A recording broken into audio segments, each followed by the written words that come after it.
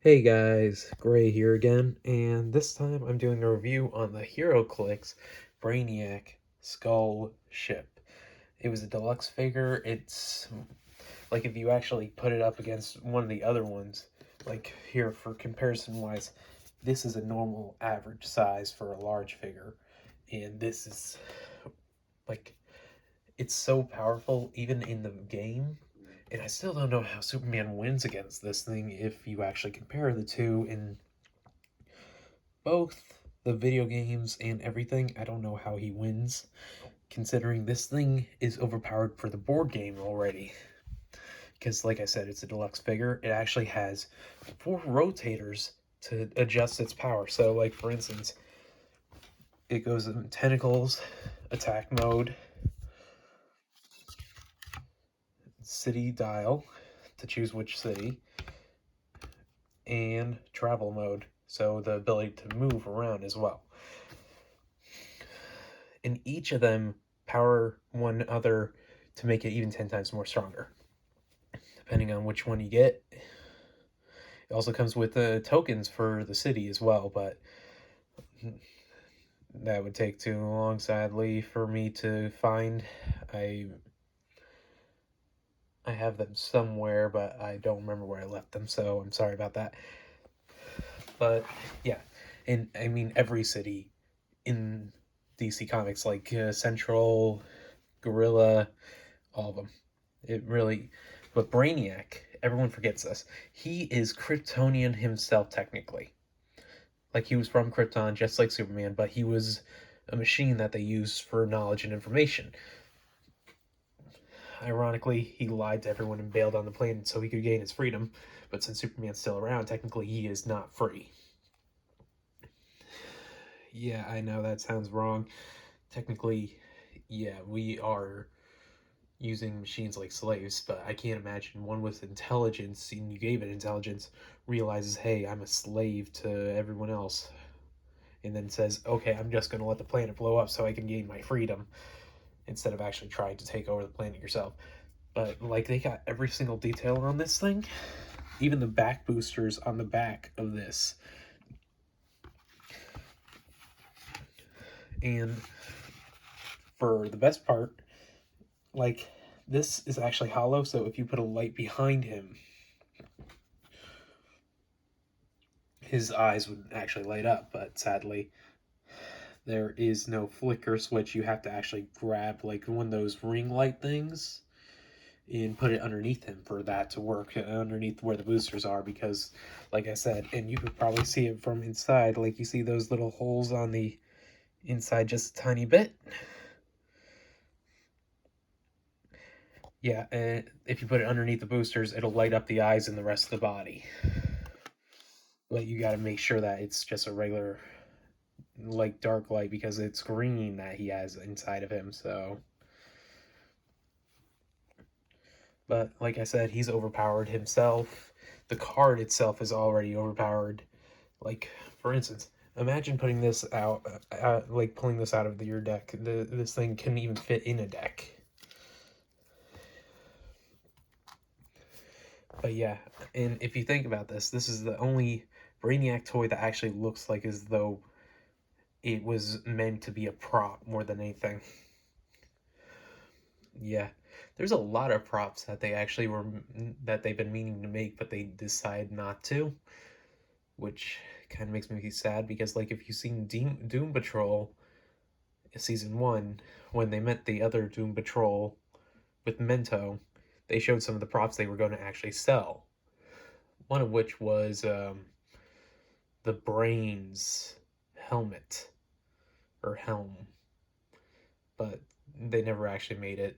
They made it for the TV show, but they were going to make it as a prop, but they didn't make enough to sell as demanded. So, yeah. So then they decided to just off that idea. It wasn't a smart idea or investment to try to make, because everyone wanted it as metal, but if you bought it as plastic, not smart. But if you think about it, this is the only thing that I would consider a prop that actually is Brainiac. That is not technically a figure, but technically a prop of one of his ships.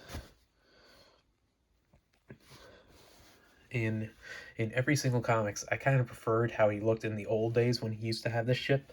Like, you could probably see him right there. Like, he would just wear pink and white, but he was wearing short shorts. Oof. Yeah, Teen Titans Go, you were smart on getting rid of the short shorts. And so was Superman the animated series. Oof. Why is it always short shorts? He looked exactly the same, just short, no short shorts anymore. And they changed the eye color in the Superman animated series too, in a lot of the designs. But you know, I rather the fact that you got rid of the short shorts. No man in the universe can pull that off. Of course, he was living with his mother in the Teen Titans Go universe, but what kind of man wears short shorts? Like my little brother wears shorts, and I actually love him, but he would never wear short shorts that literally look like as though they're a thong meant for men. No one, and I'm sorry to say that, but no man can pull that look off. Ever. Don't even argue with me on that one. Literally, I think every guy in the universe probably would agree on this one. No man can pull off short shorts unless they have like the bod of a god somehow. It worked for Brainiac back then, but that's the irony. There was comic book censoring, so they couldn't actually go with the whole techno look yet. So, like for instance, they had to be approved by the state. This one comic right here is actually comic book code, and it literally describes how planet Krypton was made. Yeah, apparently two other beings that were from destroyed planets decided to colonize Krypton. They didn't show the part where they actually fell in love. Well, technically they did, but at the same time they didn't show how two people could do Adam and Eve to a whole planet, make it the next generation of science and technology. Yeah. And both of them had L as their last name. Just like Superman. I'm wondering if everyone in Krypton originally had the last name L, and Superman's family was one of the few people that decided not to get rid of it, like Mon-El, Kal-El. There's so many L's. The House of L. Really? Like, and those were the first two people to colonize the planet, but yet Zod doesn't have the same last name, but the first people that colonized the planet both had last name L. Shows you the history of what happened there. Alright.